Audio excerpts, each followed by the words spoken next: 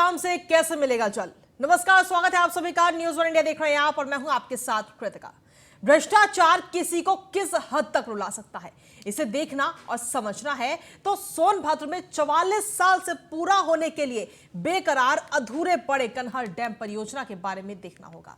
अब इस अधूरे पड़े डैम के साथ अधिकारियों ने बड़ा खेल कर दिया। वो खेल क्या है, इस रिपोर्ट को देखिए और पूरी तरह से आप इस रिपोर्ट के जरिए समझ जाएंगे।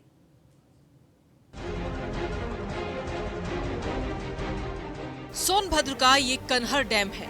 देख लीजिए, 44 साल से बाट जोह रहा है पूरा होने के लिए, लेकिन अब तक पूरा नहीं हुआ।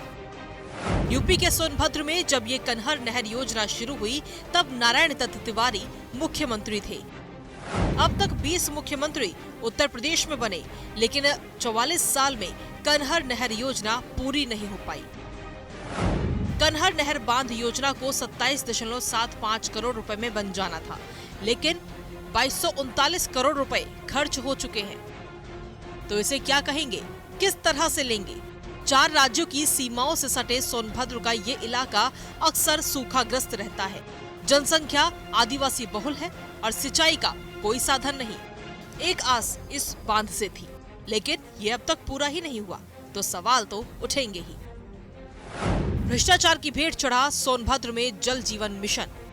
जल शक्ति मंत्री स्वतंत्र देव सिंह दावे करते रहे, लेकिन अफसरों ने खेल कर दिया। 200 करोड़ की अमावार पेयजल योजना भ्रष्टाचार की भेंट चढ़ गई। अफसरों के भ्रष्टाचार ने 64 ग्राम सभाओं के लोगों को रुलाया। धरातल पर तैयार ही नहीं हुआ अमावर पेयजल योजना का ड्राफ्ट। 44 साल से अधूरे पड़े कन्हर डैम से जोड़ दी अमावर पेयजल योजना। बिना डैम तैयार हुई बिछा दी गई पूरी पाइपलाइन। 2 महीने बाद पूरी होने जा रही है अमावर पेयजल योजना। 44 साल से डैम अधूरा कैसे करेगा 2 करोड़ लीटर पानी की प्रतिदिन आपूर्ति? बरसाती नदी से 12 महीने कैसे होगी जलापूर्ति? 44 साल से अधूरा पड़ा डैम कब होगा पूरा? योजना फेल होते हुए देख अधिकारियों ने फिर बदला अपना पैंतरा। डैम से जलापूर्ति में फेल होने के बाद अब इंटेक वेल से जलापूर्ति का कर रहे हैं दावा। हर दिन 2 करोड़ लीटर पानी की आपूर्ति कैसे होगी? अफसरों के पास इसका कोई जवाब नहीं। हर सरकार में अधिकारियों ने शायद शासन को ये विश्वास दिलाया होगा कि सब कुछ ओके है, लेकिन कागजी खानापूर्ति सिर्फ दिखाई होगी। इस सरकार में भी अधिकारी शायद यही कर रहे हैं। जल शक्ति मंत्री स्वतंत्र देव सिंह एक तरफ दावे पर दावे कर रहे हैं, लेकिन लगता नहीं उन दावों को पूरा करने का दम किसी अधिकारी ने उठाया हो। परिणाम स्वरूप आज भी सब खाली है। आज भी यहाँ के लोग विस्थापित होने का दर्द झेल रहे हैं। पानी संकट का सामना 64 ग्राम सभाओं के लोग कर रहे हैं। अधूरे डैम के कारण पानी के लिए रो रहे हैं। Bureau report, news one India.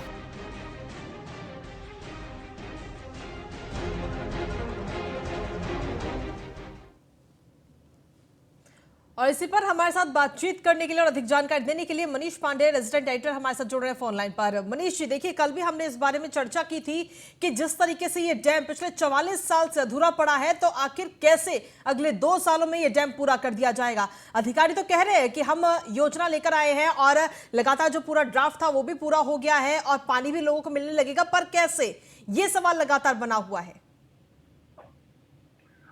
बिल्कुल कृतिका, देखिए, थोड़ा सा समझना होगा। दरअसल जो परियोजना 44 साल से पूरी नहीं हुई, वो 2 महीने में कैसे या 2 साल में कैसे पूरी हो जाएगी, ये तो बता पाना बड़ा मुश्किल ही है। लेकिन सवाल ये उठता है कि जो जिम्मेदार हैं, जो जिनके ऊपर जिम्मेदारी है, जिन्हें ये कहना था, जिन्हें इस परियोजना को शुरू करना था, वो आखिर कैसी मॉनिटरिंग कर रहे हैं, वो क्या कर रहे हैं, वो कैसे देख रहे हैं, कैसे समझ रहे हैं इस पूरी परियोजना को? आप एक बात समझिए कि जब लखनऊ के पूर्वांचल एक्सप्रेस वे बनाना हुआ तो वो तय समय सीमा में बन गया। लखनऊ आगरा एक्सप्रेस वे बनाना पड़ा तो वो तय समय सीमा के पहले पूरा हो गया। बुंदेलखंड एक्सप्रेस वे बनाया गया तो वो तय समय सीमा के पहले बन गया। तो जब अधिकारी चाहते हैं तो कोई प्रोजेक्ट पहले समय सीमा के पहले ही पूरा हो जाता है। लेकिन यही जब सिंचाई विभाग की बात आती है, जब बात यहाँ के इसके डैम की आती है, तब आप ये देखिए कि ये समझ में आता है कि वहां पर वो परियोजना पूरी नहीं होती है।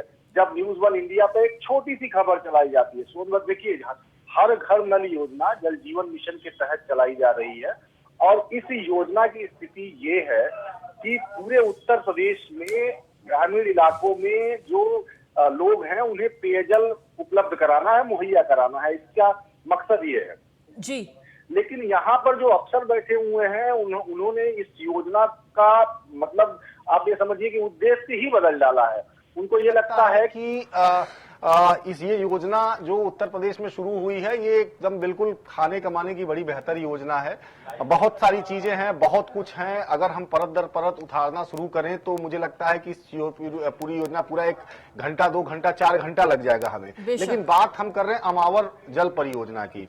सोनभद्र एक ऐसा इलाका है कि जहां पर बहुत सारे ऐसे गांव हैं जहां पेयजल की आपूर्ति सही ढंग से नहीं होती है। वहां बहुत सारे गांव हैं, आपने सुना होगा बुंदेलखंड हो गया, सोनभद्र हो गया, बहुत सारे ऐसे गांव हैं जहां पानी में आर्सेनिक की मात्रा बहुत ज्यादा होती है, पानी पीने योग्य नहीं होता है। तो ऐसे तमाम इलाकों के लिए प्रधानमंत्री नरेंद्र मोदी की ये योजना जो है एक वरदान, किसी वरदान से कम साबित नहीं हो सकती थी अगर इसका सही ढंग से इस्तेमाल किया जाता, अगर इसका सही ढंग से इस पर काम किया जाता।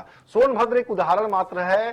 कन्हर डैम परियोजना सन 1974 में शुरू हुई थी और जिस नदी पे इस परियोजना को शुरू किया गया था वो मान लीजिए कि उसमें सिर्फ उत्तर प्रदेश नहीं बल्कि झारखंड का और बिहार का भी बॉर्डर है, तो और भी तमाम जगह पानी जाता है। लेकिन जो जहां तक हमें जानकारी मिलती है, हमारे बाकी संवाददाता बताएंगे कि वो एक बरसाती नदी ही है और उस नदी से जोड़कर एक पेयजल योजना बनाई जाती है जो जल जीवन मिशन के अधिकारी बनाते हैं।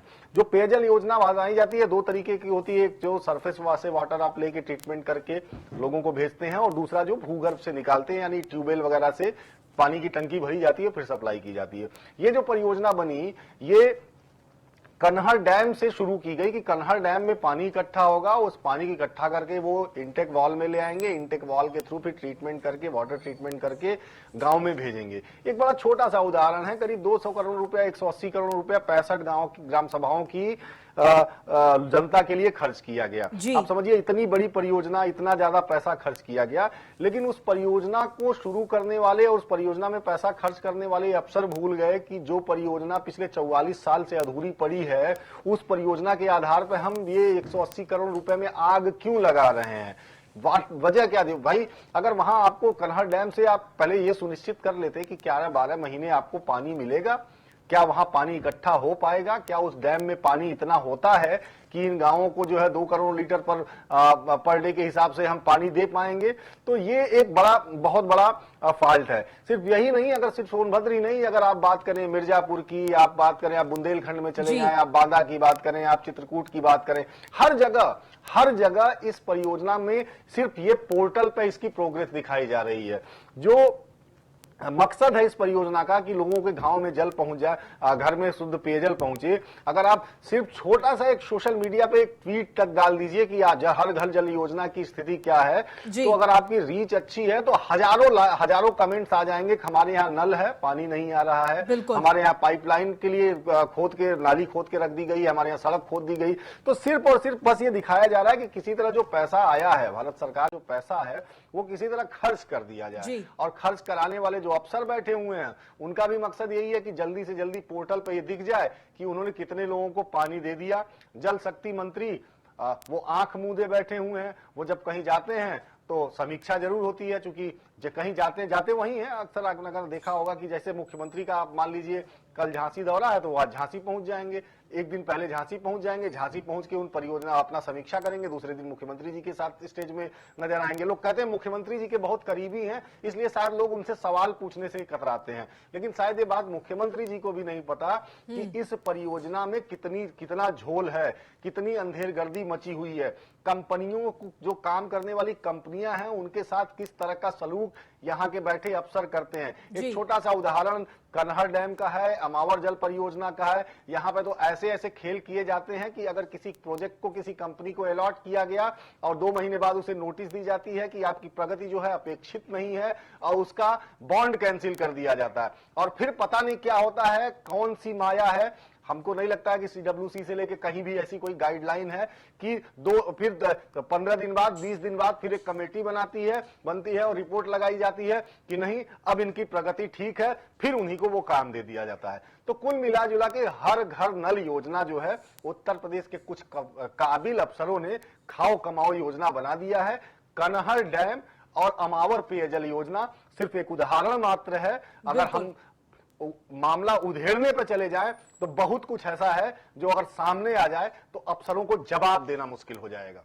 बिल्कुल, और ये वही अफसर है जो जवाब देने से भी बच रहे हैं और अब बहानेबाजी कर रहे हैं कि हम ऐसे नहीं तो ऐसे पानी मुहैया करा देंगे। हमारे साथ में हमारे संवाददाता संतोष मिश्रा भी जुड़े हुए, जो कि खुद सोनभद्र के ही रहने वाले हैं और वहां से तमाम रिपोर्ट्स हम तक पहुंचाते हैं।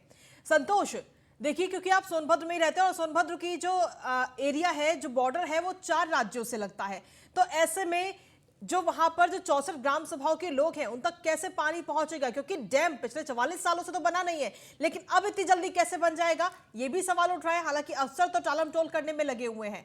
अफसरों ने ड्राफ्ट जरूर तैयार किया, लेकिन वो ड्राफ्ट धरातल पर कितना उतरा है, इसके बारे में जानकारी दें। जी मैं बता दूं कृतिका, ये जो है कि सोनभद्र जिला ये पूरी तरह से आदिवासी इलाका का जिला माना जाता है जी, और यहाँ पे आदिवासी लोग निवास करते हैं। यहाँ पे ये 1974 करीब 44 साल से ऊपर से जो है कि तिवारी जी की योजना चलाई गई थी, जो कि आज तक अगर इस पद में देखा जाए तो अभी पूरी नहीं हुई और पूरी होने की कोई उम्मीद भी नहीं दिखाई दे रही है। और वहाँ के कुछ 64 ग्राम सभाओं के जो विस्थापित हुए हैं लोग, उनको वो पानी के लिए तरस रहे हैं। और मैं सोनभद्र की बात करूँ तो यहाँ पे ऐसे बहुत सारे इलाके हैं जहाँ पे फ्लोराइड का पूरा पानी है, जिससे लोग पी के यहाँ पे लोग अपंग हो रहे हैं, विकलांग हो रहे हैं, कोई जो है कि मानसिक रोगी हो रहा है। ऐसे में कई ऐसे जो है कि ग्रामीण पानी के लिए भटक रहे हैं। मैं बता दूं कि ये पूरा जो है कि यहाँ पे सोनभद्र जिले के अधिकारी जो है ये सिर्फ कागजों पे ही दावा करते हैं। हकीकत में अगर यहाँ पे देखा जाए तो कुछ भी नहीं है। अगर इसकी सही तरीके से जांच की जाए तो परत दर परत बहुत सी यहाँ पे झोल है जो कि खुलेगी और अधिकारियों के पास कोई जवाब नहीं है इसका। जी ठीक है, हमारे साथ में हमारे संवाददाता लखनऊ से एसके वाजपेयी भी इसको जुड़ गए हैं फोन लाइन पर। एसके, देखिए, कल इस खबर को न्यूज़ 1 इंडिया ने प्रमुखता से दिखाया था और आज एक बार फिर से खबर को दिखाया जा रहा है ताकि जो जिम्मेदार अधिकारी हैं वो जवाब देने के लिए तैयार रहें। जो अफसर है जो लगातार टालमटोल कर रहे हैं, भ्रष्टाचार में लिप्त हैं, उनके खिलाफ भी जल्द से जल्द कार्रवाई हो। और जब इस खबर को न्यूज़ 1 इंडिया ने उठाया तो जल शक्ति मंत्री ने खुद इस पूरे मामले पर संज्ञान ले लिया है।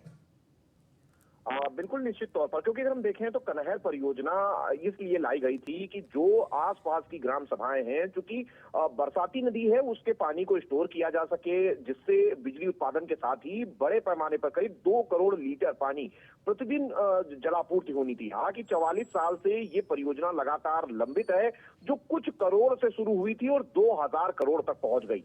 निश्चित तौर पर अगर सबसे बड़ी बात यह है कि 44 साल तक उत्तर प्रदेश में मुख्यमंत्री आते रहे, जाते रहे, सरकारें बदलती रही, अफसर भी आए और गए। बड़े पैमाने पर ऐसे अफसर जो इस योजना से जुड़े हुए थे वो रिटायर्ड हो गए, नए अफसर आ गए, लेकिन योजना वही की वही है। सीधे तौर पर ये वो योजना है जिसको न्यूज़ 1 इंडिया अपने दर्शकों को दिखा रहा है, जो बता रहा है किस तरीके से पूरी योजना को लेकर खेल किया गया। मतलब कोई समय सीमा निर्धारित नहीं है, लगातार काम चल रहा है। उससे बड़ी चीज ये थी कि जल जीवन मिशन, जिसके तहत घर में पेयजल की सप्लाई होती है, उस योजना को इस कनहर डैम के जरिए जोड़ा जाना था, जिसको लेकर जो 2 करोड़ लीटर प्रतिदिन पानी सप्लाई है वो इसके जरिए से दी जानी थी। लेकिन डैम तैयार ही नहीं हुआ और उसके अलावा उत्तर प्रदेश जो जल जीवन मिशन है उसकी तरफ से 180 करोड़ रुपए फूंक दिए गए, वो इसलिए ताकि पानी की सप्लाई की जा सके। और सबसे बड़ी ये चीज थी कि उनके पास रिसोर्स ही नहीं था, मतलब पानी की प्रॉपर व्यवस्था नहीं थी, और उसके बावजूद ये पूरी योजना आगे चला दी गई। निश्चित है कि जब न्यूज़ 1 इंडिया ने इस खबर को चलाया है तो हमने बात करने की कोशिश की, उत्तर प्रदेश के HOD से, जो कि हेड ऑफ डिपार्टमेंट है सिंचाई विभाग के, और उनसे भी हमने इस बारे में पूछा तो उनका कहना था कि उनके पास प्रॉपर जानकारी नहीं है, वो जानकारी निकलाएंगे उसके बाद इस विषय पर कुछ बोल पाएंगे। आप समझ सकते हैं कि प्रदेश का सबसे बड़ा अधिकारी सिंचाई विभाग का, जिसके पास में सारी योजनाओं की, विभिन्न सिंचाई विभाग की जो परियोजनाएं चल रही हैं उनकी डिटेल होती है, लेकिन उनको इसकी जानकारी नहीं थी, ऐसा उनका कहना था। दूसरे जो ईएनसी परियोजना है, जो कि दूसरे बड़े अधिकारी हैं, जो कि इस तरीके की उत्तर प्रदेश भर की योजनाओं को देखते हैं, जब उनसे हमने बात करने की कोशिश की तो उनका स्पष्ट तौर पर कहना था कि मैं इस विषय में कुछ भी बोलना नहीं चाहता हूं और इस विषय में हमारे चीफ जानकारी देंगे। निश्चित है कि इन सारी चीजों से एक चीज स्पष्ट है कि न्यूज वन इंडिया जब ये खबरें चला रहा है तो विभाग में हड़कंप मचा हुआ है और कहीं न कहीं अफसर एक दूसरे के ऊपर जिम्मेदारी डालकर अपना पल्ला झाड़ रहे हैं।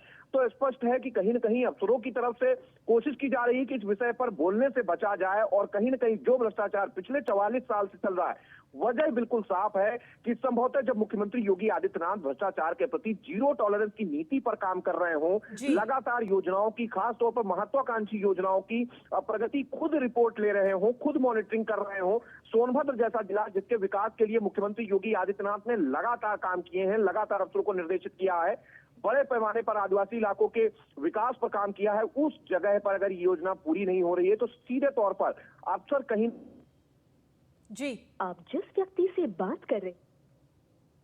चलिए ठीक है, इसके वाजपेयी आपके पास वापस आएंगे अभी कुछ देर में। मनीष पांडे हमारे रेजिडेंट एडिटर लगातार हमारे साथ जुड़े हुए हैं। देखिए मनीष जी, कल ही इस खबर को दिखाया गया, उसके बाद में इस खबर पर संज्ञान लेते हुए कल ही स्वतंत्र देव सिंह जो कि जल शक्ति मंत्री हैं, उनकी नींद टूटी और इस पूरे मामले में संज्ञान लिया। वीडियो कॉन्फ्रेंसिंग के जरिए मीटिंग बुलाई गई, अफसरों की क्लास भी ली है उन्होंने। लेकिन अब उसके बाद में लखनऊ से लेकर सोनभद्र तक हड़कंप तो मच गया है, लेकिन अब इसे डैमेज जो हुआ है उसको कंट्रोल करने की भी बात कही जा रही है कि जो नुकसान हुआ है उस पर मिट्टी डालिए और जल्दी से जल्दी योजना को पूरा कीजिए। लेकिन क्या इतनी जल्दी ये योजना पूरी हो पाएगी?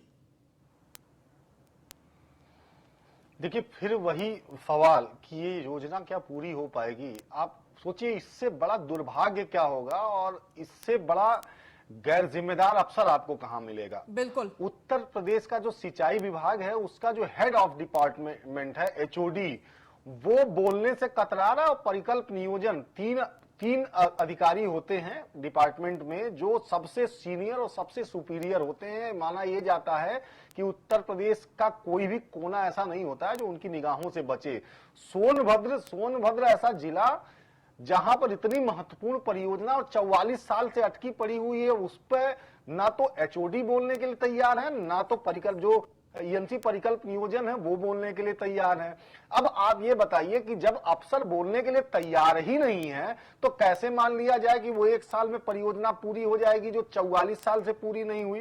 देखिए, कमी यहां नहीं है, कमी यहां है कि जो परियोजना लंबित पड़ी थी उसके जो काबिल अफसर थे जो इतने दिनों से उस परियोजना को पूरी कराने में लगे हुए थे, वो तो एक अलग बात हो गई। लेकिन दूसरी महत्वपूर्ण बात यह है कि हर घर नल योजना जो प्रधानमंत्री नरेंद्र मोदी ने जिसकी शुरुआत ही मुझे लगता है शायद सोनभद्र से ही की थी, वहां की स्थिति ये है कि एक ऐसी परियोजना को इस तरीके से बर्बाद किया जा रहा है और उसके बावजूद कहीं कोई किसी की जिम्मेदारी नहीं तय की जा रही है। आपको एक बात बताएं, हर जिले में बाकायदे प्रशासनिक स्तर पर एक अधिकारी की नियुक्ति होती है जिले में। वहां पे सोनभद्र में भी होंगे, वहां पे भी एक एडीएम होंगे, नमामि गंगे परियोजना का जिन्हें एडीएम बनाया गया होगा, उनकी भी जिम्मेदारी होती है कि जो हर घर जल योजना के तहत जो कंपनियां काम कर रही हैं उसकी समय समय पर मॉनिटरिंग करते रहे। लेकिन उन्होंने भी वो भी अपनी आंख बंद कर किए बैठे हुए हैं, वो भी सूरदास बने बैठे हुए हैं। जिले के डीएम होते हैं, डीएम की भी जिम्मेदारी है कि अगर उनके जिले में इतना महत्वपूर्ण प्रोजेक्ट चल रहा है, 100-200 करोड़ का प्रोजेक्ट चल रहा है, जिससे सिर्फ ये अमाया प्रोजेक्ट एक प्रोजेक्ट है जो जिसमें 180 करोड़ खर्च हुए हैं। इस तरह की बहुत सारी परियोजनाएं सोनभद्र में हैं, कम से कम 1000 करोड़ से ऊपर की परियोजनाएं होंगी, तो उनकी मॉनिटरिंग होनी चाहिए। डीएम साहब को भी फुर्सत नहीं है। जो सिंचाई विभाग के जो सिविल इंजीनियर हैं उनको भी चिंता नहीं है कि भाई जिस कनहर डैम के आधार पर इतनी बड़ी परियोजना बनाई जा रही है वो कनहर डैम तैयार नहीं है, वही कम से कम बता दें जल जीवन मिशन वालों को कि भैया गलत बना रहे हो, आप मत बनाओ इसको। सबको सिर्फ अपने कट की चिंता है। थोड़ा सा बुरा लगेगा सुन के, शायद जो लोग सुन रहे हो देख रहे हो, कि सबको अपने कट की चिंता है। कंपनी ने काम दिया, उसका कट अफसरों के पास पहुंचा, फिर वो भूल गए कि कंपनी किस तरीके से काम कर रही है। उन्होंने बता दिया कि इतने घरों तक नल पहुंचा दिया है। अब उस नल से पानी आ रहा है या नहीं, ये कोई देखने वाला नहीं है। और एक आवाज अगर आप लगा दीजिए किसी भी जिले पे जाके, जहां भी हर घर जल नल योजना पे काम चल रहा है, सोनभद्र या बुंदेलखंड से जुड़े हुए गांव पे, किसी भी गांव में जाके अगर आप जमीनी हकीकत चेक कर लीजिए तो कहीं भी किसी भी घर पर पानी नहीं पहुंच रहा है। जनरेटर सेट लगाए जा रहे हैं। एक तरफ सरकार कहती है कि वो 18 घंटे 20 घंटे बिजली की आपूर्ति दे रही है, 22 घंटे आपूर्ति दे रही है, तो फिर 16 घंटे की आपूर्ति के लिए जनरेटर क्यों लगाए जा रहे हैं एक एक प्रोजेक्ट पे, वो भी एक 100 150 केवीए की, जो 180 लीटर 190 लीटर पर घंटे जो डीजल खाते हैं। क्या जरूरत थी जनरेटर की? और जनरेटर लगाए कहां गए? एक जगह लगाए जाते हैं, चलाए जाते हैं, पानी एक बार भेजा जाता है और फिर वो जनरेटर निकाल लिया जाता है। मतलब इतनी अंधेरगर्दी मची हुई है हर घर नल योजना में, जल जीवन मिशन में योजना में इतनी अंधेरगर्दी मची हुई है कि अगर उस पर जल्द ही लगाम नहीं लगाई गई तो मुझे लगता है कि इस सरकार का सबसे बड़ा घोटाला बन के ये निकलेगा पिछले 3 सालों का। यहां पर बहुत छोटी छोटी महत्वपूर्ण, कल भी मैंने आप चर्चा में मैंने बताया था आपको कि यहां पे जो संविदा पे अफसरों को नियुक्त किया जा रहा है, यहां पे एक अफसर ने चिट्ठी लिख दी कंपनी को कि भाई हमें अगर जंगल में जाना है, अगर साइड है पाइपलाइन बिछ रही है 40-40 50-50 किलोमीटर 100-100 किलोमीटर आप पाइपलाइन बिछा रहे हैं और वहां पे संविदा पे एक इंजीनियर को नियुक्त कर रहे हैं, उसको 40,000 रुपए 50,000 रुपए सैलरी दे रहे हैं और कह रहे हैं कि आप 100-150 किलोमीटर की पाइपलाइन का निरीक्षण करिए, कहीं आपको कमी नहीं मिलनी चाहिए। और अगर वो कंपनी वाले से कह देता कि एक गाड़ी मुहैया करा दीजिए मुझे कि मैं आपकी गाड़ी से जाऊं और आपकी योजना का परीक्षण कर लूं, कंपनी शिकायत करती है मुख्यालय में कि आपका इंजीनियर हमसे गाड़ी मांग रहा है और आपका और यहां से मुख्यालय से उसे नौकरी से बर्खास्त कर दिया जाता है। भाई 40,000 50,000 रुपए में आप जो मेन पावर रख रहे हैं वो कहां से ले आएगा भाई? और वो भी 40,000 50,000 लेके आप जो जिसे दे रहे हैं उससे कितना ले रहे हैं ये भी तो एक बार पता करिए।